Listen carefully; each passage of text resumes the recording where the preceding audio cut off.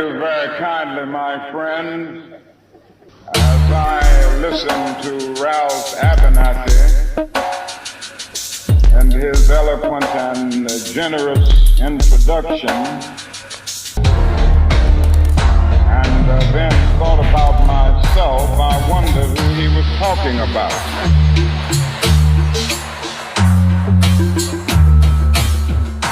It's always good to have your closest friend and associate to say something good about you.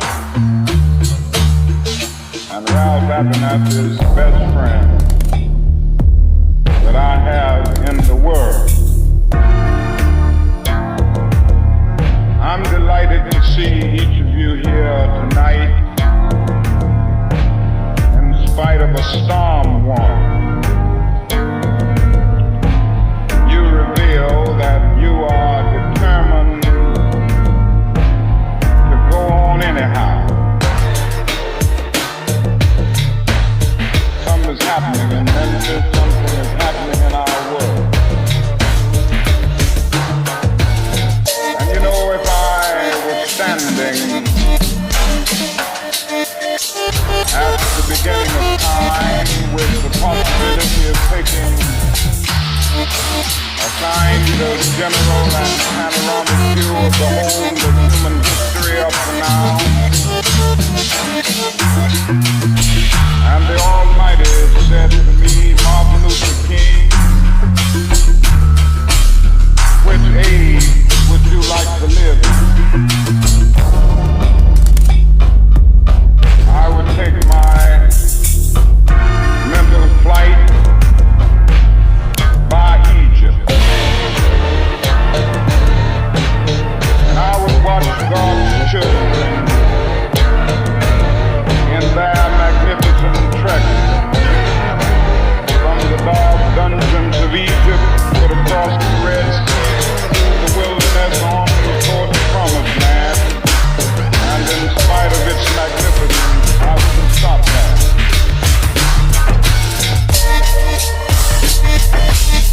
I would move on by Greece and take my mind to Mount Olympus. And I would see Plato, Aristotle, Socrates, Euripides, and Aristophanes assemble around the Parthenon. And I would watch them around the Parthenon as they discuss great and eternal issues of reality, but I wouldn't stop there. I would go on even to the great heyday of the Roman Empire. And I would see developments around there through various emperors and leaders. But I wouldn't stop there. I would even come up to the day of the Renaissance and get a quick picture of all that the Renaissance did for the cultural and aesthetic life of man, but I wouldn't stop there. I would even go by the way that the man for whom I'm named had his habitat. And I would watch Martin Luther as he packed his 95 theses on the door at the Church of Wittenberg, but I wouldn't stop there. I would come on up even to 1863 and watch the vacillating president by the name of Abraham Lincoln finally come to the conclusion that he had to sign the Emancipation Proclamation, but I wouldn't stop there. I would even come up to the early 30s and see a man grappling with the problems of the bankruptcy of his nation. With an eloquent cry that we have nothing to fear but fear itself, but I wouldn't stop there. Strangely enough, I would turn to the Almighty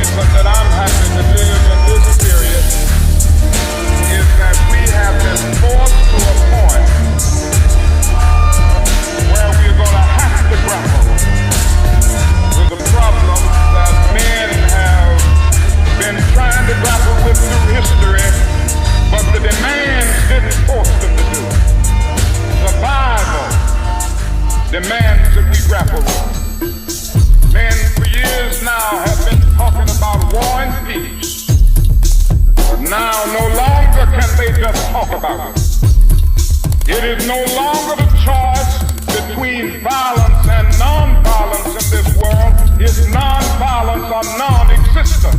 That is where we are today.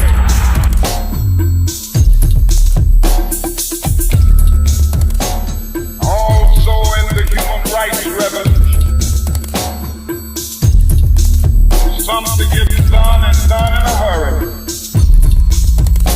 to bring the colored people of the world out of their long years of poverty, their long years of hurt and neglect.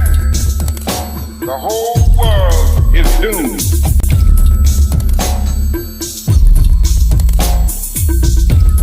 Now I'm just happy that God has allowed me